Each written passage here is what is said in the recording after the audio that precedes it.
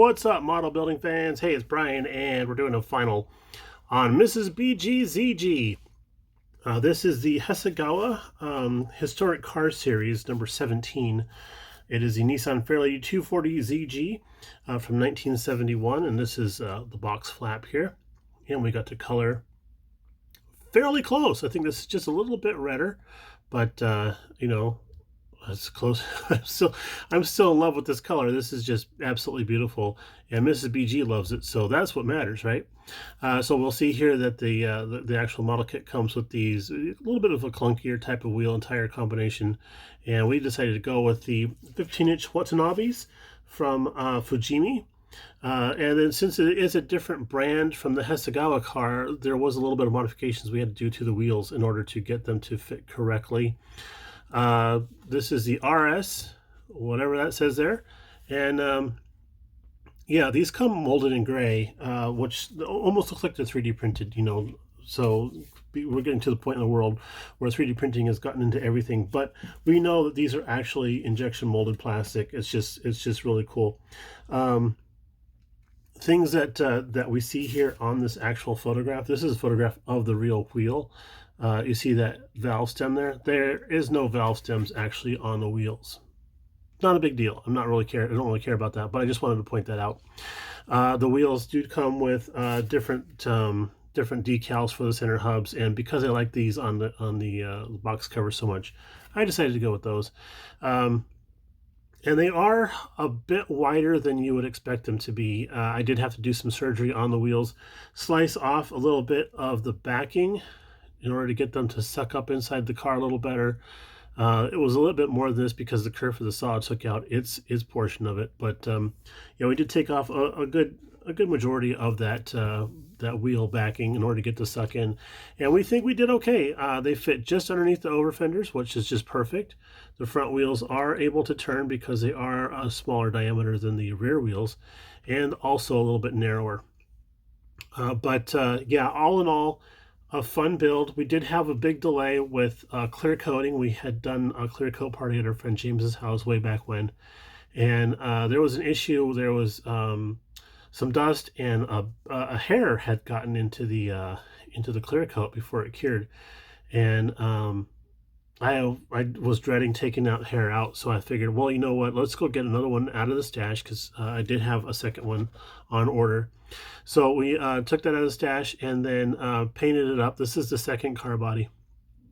Painted it up and then clear coated it here at the house. And for some reason, I had an issue with my airbrush where I had a little bit of metallic, a little bit of mica in there still. We think that maybe we didn't clear out our airbrush as well as we had thought. So I guess I'm suffering from old man eyes now. But there was a little bit of a pearlescence that was showing up on the roof and on the hood. So we tried polishing that out as best we could. We are not the best at polishing paint yet. This is probably only the second or third time I've ever tried doing something like that.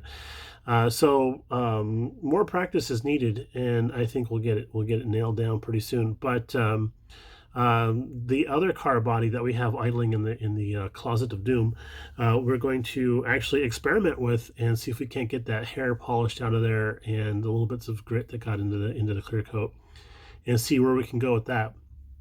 But in the meantime, we did paint all of our additional pieces, such as the rear spoiler, the over fenders, and our tail panel here in gunmetal color from Tamiya, which I believe is what is that? X10 is what that is. That turned out really nicely. I do like the fact that the tail lights and side marker lights are all molded in transparent plastic so that we can paint those as we need to.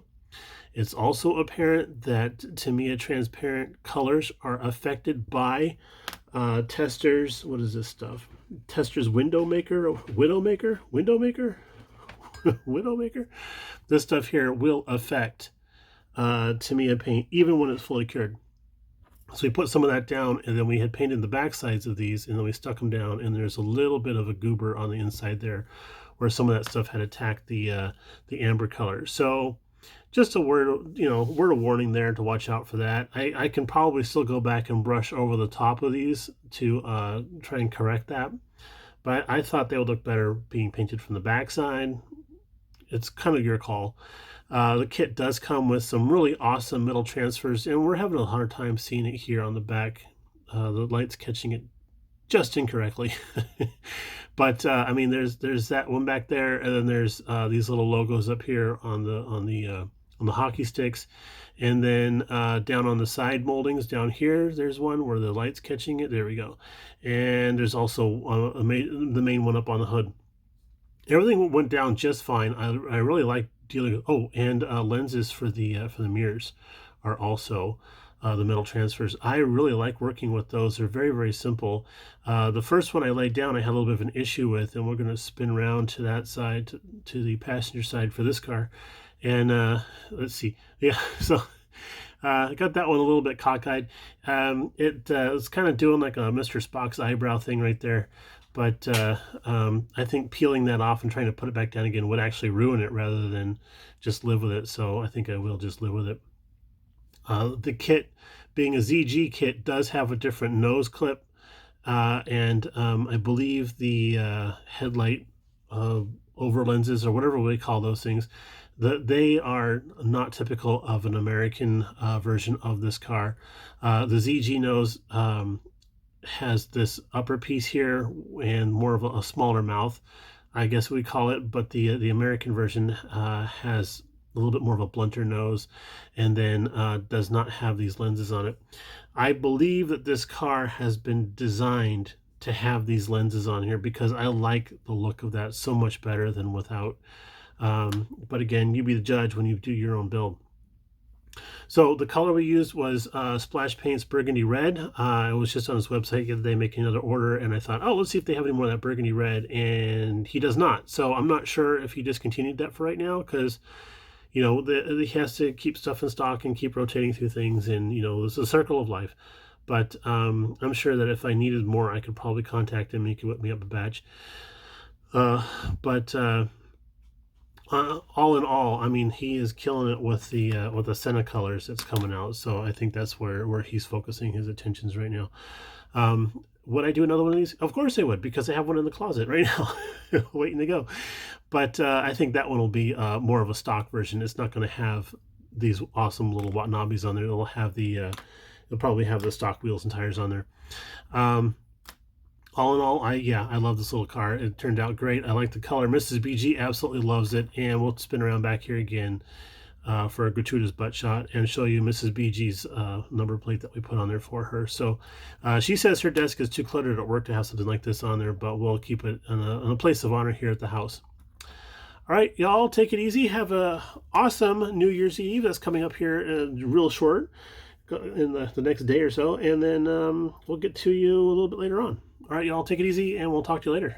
Bye now.